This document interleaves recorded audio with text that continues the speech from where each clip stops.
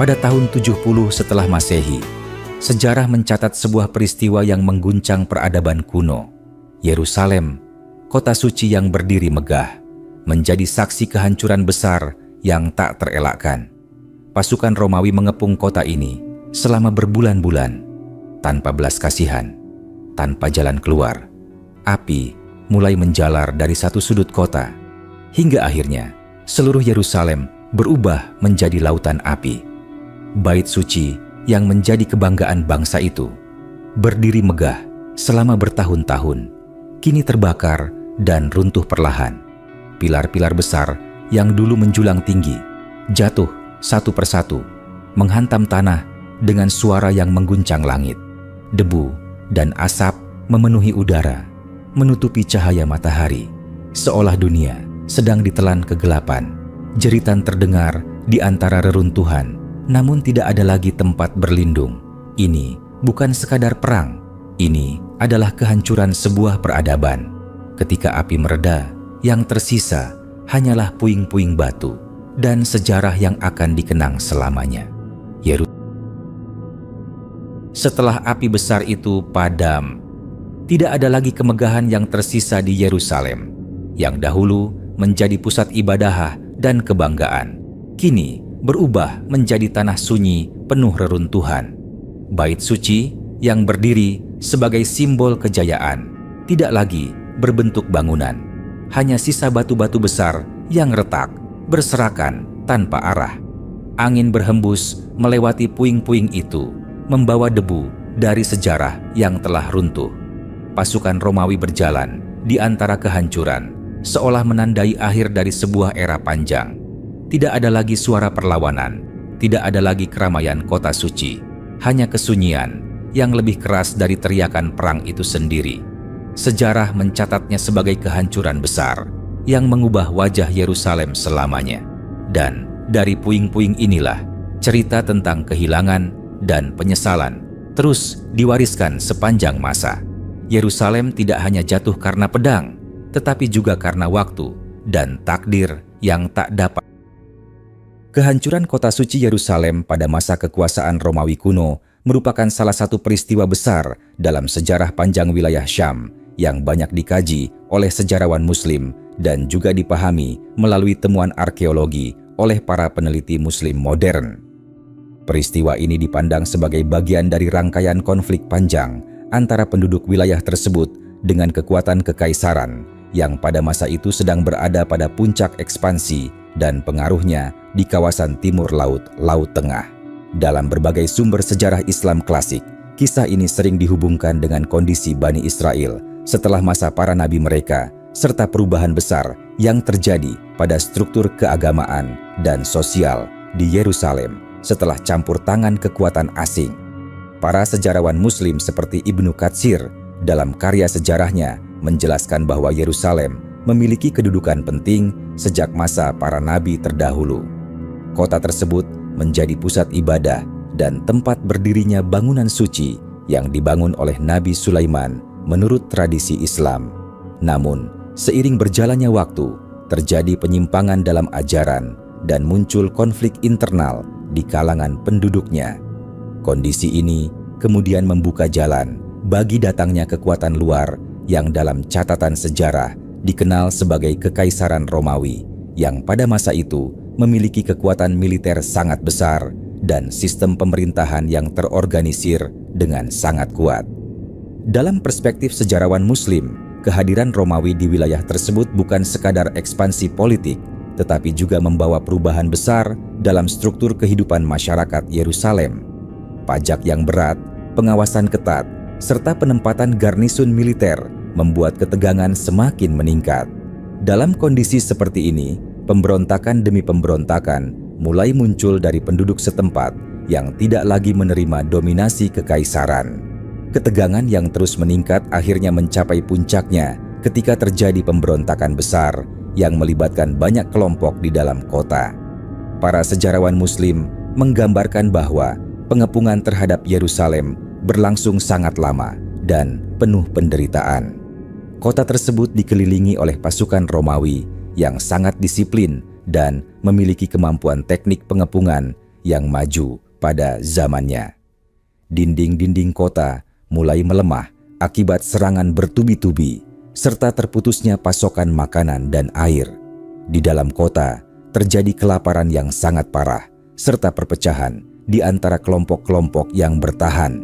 Keadaan ini membuat pertahanan kota semakin rapuh dari waktu ke waktu. Ibnu Katsir menyebut bahwa kehancuran Yerusalem merupakan akibat dari konflik internal yang semakin melemahkan kekuatan penduduknya sendiri sebelum akhirnya disempurnakan oleh serangan luar. Gambaran ini sejalan dengan pandangan moral dalam historiografi Islam yang sering melihat peristiwa besar sebagai hasil dari interaksi antara faktor sosial, politik, dan spiritual. Dengan demikian, kehancuran kota tidak hanya dipahami sebagai peristiwa militer semata, tetapi juga sebagai bagian dari hukum sejarah yang lebih luas. Sementara itu, dalam kajian arkeologi yang dilakukan oleh peneliti Muslim modern maupun yang bekerja sama dengan lembaga penelitian internasional, ditemukan berbagai bukti material yang mendukung adanya kehancuran besar pada periode tersebut. Lapisan-lapisan reruntuhan di kawasan Yerusalem menunjukkan adanya bekas kebakaran hebat, tembok yang runtuh, serta perubahan struktur bangunan setelah masa kehancuran. Temuan ini memperkuat narasi sejarah bahwa kota tersebut mengalami kehancuran besar akibat konflik berskala luas. Para arkeolog Muslim juga menyoroti bahwa setelah kehancuran tersebut, terjadi perubahan signifikan dalam tata kota Yerusalem. Banyak bangunan lama tidak lagi digunakan dan digantikan oleh struktur baru yang dibangun pada masa kekuasaan berikutnya. Perubahan ini menunjukkan adanya pergeseran peradaban yang sangat besar, di mana identitas kota mengalami transformasi akibat dominasi politik dan budaya yang berbeda. Dalam literatur sejarah Islam, peristiwa ini juga sering dihubungkan dengan pelajaran moral tentang kekuasaan dan akibat dari perpecahan. Para ulama sejarah menekankan bahwa kehancuran suatu peradaban seringkali diawali oleh melemahnya persatuan internal dan meningkatnya konflik di antara kelompok masyarakatnya sendiri. Hal ini menjadi salah satu tema penting dalam penulisan sejarah Islam klasik yang tidak hanya mencatat peristiwa, tetapi juga mengambil hikmah dari setiap kejadian besar. Selain itu, beberapa sejarawan Muslim juga membandingkan catatan sejarah Islam dengan sumber-sumber non-Muslim yang berasal dari tradisi Romawi dan Yahudi kuno. Dari perbandingan tersebut terlihat bahwa peristiwa pengepungan dan kehancuran Yerusalem merupakan kejadian besar yang juga dicatat dalam berbagai tradisi sejarah dengan sudut pandang yang berbeda. Perbedaan sudut pandang ini kemudian menjadi bahan kajian menarik dalam studi sejarah lintas peradaban. Dalam pandangan arkeologi Islam, penelitian terhadap Yerusalem tidak hanya berfokus pada aspek fisik reruntuhan, tetapi juga pada upaya memahami konteks sosial dan budaya masyarakat pada masa itu. Dengan mempelajari struktur bangunan, sisa-sisa tembikar, serta pola pemukiman, para peneliti berusaha merekonstruksi kehidupan sehari-hari masyarakat Yerusalem sebelum dan sesudah kehancuran. Dari hasil penelitian tersebut terlihat bahwa kota ini merupakan pusat kehidupan yang sangat kompleks dengan berbagai lapisan sosial dan budaya. Seiring berkembangnya penelitian modern, pemahaman tentang kehancuran Yerusalem semakin kaya dengan data-data baru yang ditemukan melalui penggalian arkeologi. Namun demikian, para sejarawan Muslim tetap menempatkan narasi klasik sebagai bagian penting dalam memahami makna sejarah tersebut. Bagi mereka, sejarah bukan hanya catatan masa lalu, tetapi juga cermin bagi perjalanan umat manusia dalam menghadapi kekuasaan, konflik, dan perubahan peradaban. Dengan demikian, kehancuran Yerusalem pada masa Romawi kuno dipandang dalam tradisi sejarawan Muslim dan arkeolog Muslim sebagai peristiwa besar yang memiliki dimensi luas. Ia tidak hanya mencerminkan konflik militer, tetapi juga perubahan sosial, politik, dan budaya yang mendalam. Peristiwa ini menjadi bagian penting dari sejarah panjang wilayah suci tersebut yang terus dikaji hingga masa kini untuk memahami bagaimana peradaban besar dapat bangkit dan runtuh dalam arus sejarah manusia yang terus bergerak. Dalam lanjutan kajian sejarah tersebut, para sejarawan Muslim juga menaruh perhatian besar pada fase setelah jatuhnya kota itu ke tangan Romawi, terutama pada masa ketika struktur kehidupan lama mulai digantikan oleh sistem baru yang dibangun oleh kekuasaan imperial. Dalam catatan sejarah yang dikaji ulang oleh para ulama dan peneliti Muslim, periode ini bukan hanya menunjukkan kehancuran fisik, tetapi juga perubahan identitas keagamaan dan budaya yang berlangsung secara bertahap, namun mendalam. Ibnu Khaldun, dalam pendekatan sejarah sosialnya, memberikan kerangka pemahaman bahwa setiap peradaban memiliki siklus naik dan turun yang sangat dipengaruhi oleh solidaritas sosial dan kekuatan politik internal. Dalam konteks Yerusalem, kehancuran yang terjadi dipandang sebagai titik balik dari melemahnya kohesi masyarakat setempat yang sebelumnya terpecah oleh berbagai kepentingan dan kelompok. Ketika kekuatan eksternal datang dengan organisasi militer yang lebih stabil, maka keseimbangan kekuatan menjadi tidak seimbang dan menghasilkan perubahan besar yang sulit untuk dibalikan. Setelah peristiwa pengepungan besar itu, wilayah Yerusalem mengalami penataan ulang oleh pemerintah Romawi. Kota yang sebelumnya menjadi pusat keagamaan lokal berubah menjadi bagian dari sistem kota kekaisaran yang lebih luas. Nama, fungsi, dan struktur ruang kota mengalami penyesuaian sesuai dengan kepentingan politik penguasa baru. Dalam perspektif arkeologi Muslim modern, perubahan ini dapat dilihat dari sisa-sisa fondasi bangunan yang menunjukkan pola arsitektur Romawi yang khas, berbeda dengan struktur bangunan sebelumnya yang lebih sederhana dan berbasis tradisi lokal. Para peneliti Muslim juga transformasi ini tidak terjadi secara instan, melainkan melalui proses panjang yang melibatkan pembangunan ulang, pemindahan penduduk, serta perubahan administrasi wilayah. Bukti arkeologis menunjukkan adanya lapisan budaya yang berbeda di bawah dan di atas reruntuhan utama, yang menandakan adanya fase transisi yang cukup kompleks dalam sejarah kota tersebut. Lapisan ini menjadi sumber penting bagi para arkeolog untuk memahami urutan kejadian secara kronologis. Dalam kajian sejarah Islam, perhatian juga diberikan pada dampak psikologis dan sosial dari kehancuran tersebut terhadap masyarakat yang selamat. Banyak sumber menyebutkan bahwa trauma kolektif akibat pengepungan dan kehancuran meninggalkan jejak panjang dalam ingatan komunitas yang terdampak. Kondisi ini kemudian membentuk narasi-narasi keagamaan dan sejarah yang diwariskan dari generasi ke generasi, sehingga peristiwa tersebut tidak hanya menjadi fakta sejarah, tetapi juga bagian dari identitas budaya. Seiring waktu, Yerusalem kembali menjadi pusat perhatian kekuatan politik yang berbeda pada periode berikutnya. Namun, bagi para sejarawan Muslim, setiap perubahan kekuasaan di kota tersebut selalu dipahami dalam konteks yang lebih luas, yaitu sebagai bagian dari perjalanan panjang sejarah wilayah yang terus menjadi titik temu berbagai peradaban. Hal ini membuat kajian tentang Yerusalem tidak pernah terlepas dari dinamika global yang lebih besar, baik pada masa kuno maupun pada periode setelahnya. Arkeologi modern yang dilakukan oleh peneliti Muslim juga menunjukkan bahwa meskipun kota mengalami kehancuran besar, beberapa elemen kehidupan lama tetap bertahan dalam bentuk tradisi, sisa bangunan, dan pola permukiman yang terus digunakan kembali pada masa berikutnya. Hal ini menunjukkan bahwa kehancuran tidak selalu berarti hilangnya total suatu peradaban, tetapi lebih kepada transformasi yang mengubah bentuknya menjadi sesuatu yang baru. Dalam diskusi ilmiah kontemporer, para peneliti Muslim berusaha menyeimbangkan antara sumber teks sejarah klasik dan bukti material yang ditemukan di lapangan. Pendekatan ini memungkinkan pemahaman yang lebih menyeluruh, karena teks memberikan narasi dan makna, sementara arkeologi memberikan bukti fisik yang dapat diuji secara ilmiah. Dengan cara ini, sejarah Yerusalem pada masa Romawi dapat dipahami secara lebih utuh tanpa mengabaikan salah satu aspek.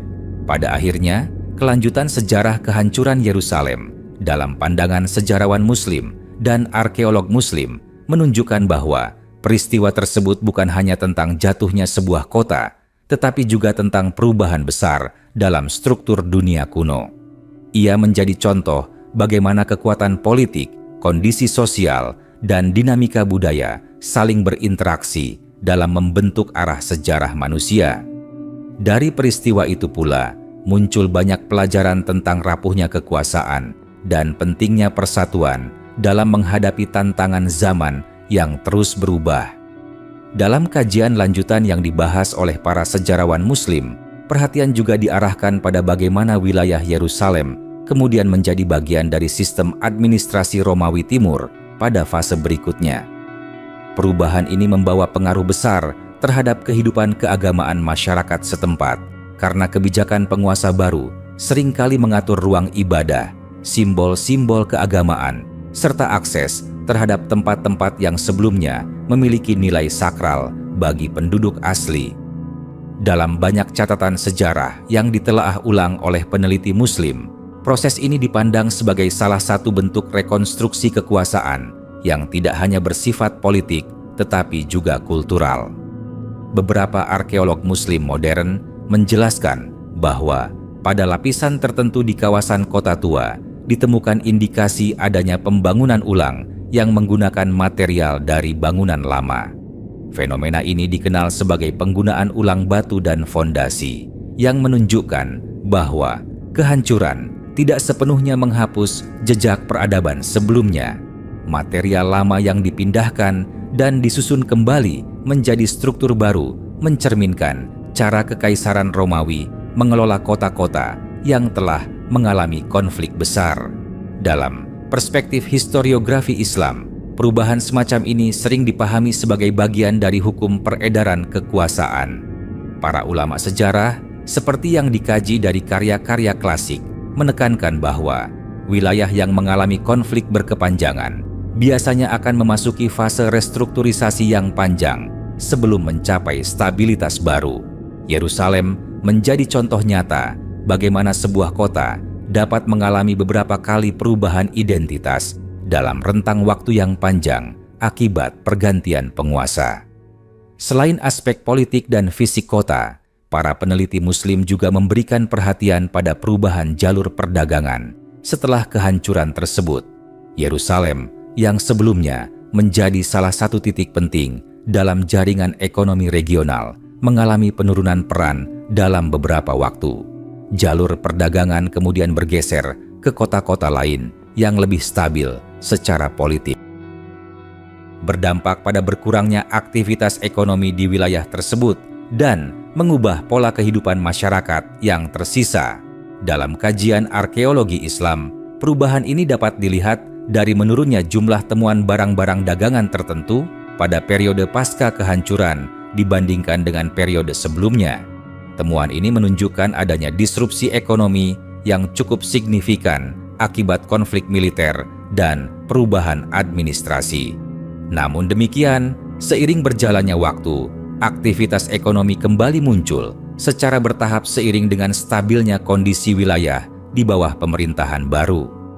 Para sejarawan Muslim juga menyoroti bagaimana narasi tentang Yerusalem terus berkembang dalam tradisi lisan dan tulisan. Setiap generasi menambahkan interpretasi baru terhadap peristiwa yang sama, sehingga membentuk lapisan pemahaman sejarah yang semakin kompleks. Dalam tradisi ini, sejarah tidak hanya dipandang sebagai catatan kejadian, tetapi juga sebagai sarana untuk memahami makna di balik perubahan yang terjadi pada suatu peradaban. Dalam literatur yang dikaji oleh peneliti Muslim kontemporer, terdapat upaya untuk menghubungkan antara catatan sejarah klasik dengan hasil penggalian arkeologi modern. Pendekatan ini memungkinkan rekonstruksi yang lebih detail mengenai urutan peristiwa, termasuk bagaimana kota tersebut mengalami transisi dari pusat konflik menjadi wilayah yang dikelola ulang oleh kekuatan baru. Setiap temuan baru di lapangan seringkali memberikan koreksi atau penambahan terhadap pemahaman sebelumnya. Di sisi lain, para arkeolog Muslim juga menekankan pentingnya membaca situs-situs kuno dengan pendekatan yang hati-hati, karena banyak lapisan sejarah yang saling bertumpuk. Setiap lapisan dapat mewakili periode yang berbeda dengan karakteristik sosial dan budaya yang berbeda pula. Oleh karena itu, interpretasi terhadap temuan di Yerusalem tidak dapat dilakukan secara sederhana, melainkan harus mempertimbangkan konteks sejarah yang luas. Seiring berkembangnya studi tentang kawasan tersebut, Yerusalem tetap menjadi salah satu fokus utama dalam kajian sejarah Islam dan arkeologi Islam karena kompleksitasnya yang tinggi. Kota ini menyimpan jejak dari berbagai peradaban yang pernah berkuasa, sehingga setiap penelitian selalu membuka kemungkinan penemuan baru yang dapat memperkaya pemahaman tentang masa lalu. Dalam pandangan para sejarawan Muslim, kompleksitas ini justru menjadi bukti bahwa sejarah wilayah tersebut tidak pernah bersifat tunggal, melainkan selalu merupakan hasil interaksi banyak kekuatan. Pada akhirnya, kelanjutan pembahasan tentang kehancuran dan transformasi Yerusalem dalam perspektif sejarawan Muslim dan arkeolog Muslim menunjukkan bahwa peristiwa tersebut tidak berhenti pada satu titik waktu.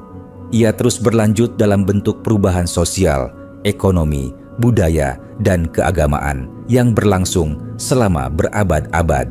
Dari proses panjang inilah terlihat bahwa sejarah sebuah kota besar tidak pernah benar-benar berakhir, tetapi selalu bergerak dalam siklus perubahan yang saling terhubung dari satu masa ke masa berikutnya.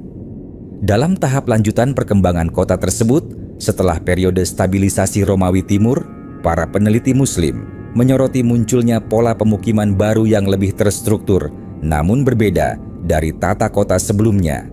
Wilayah yang dulunya padat dengan bangunan lama mulai diisi dengan konstruksi yang menyesuaikan kebutuhan administrasi kekaisaran.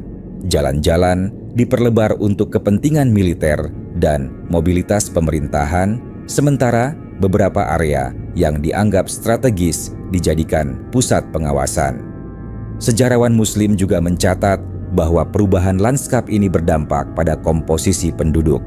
Terjadi perpindahan kelompok masyarakat dari berbagai wilayah kekaisaran yang kemudian menetap di sekitar kota.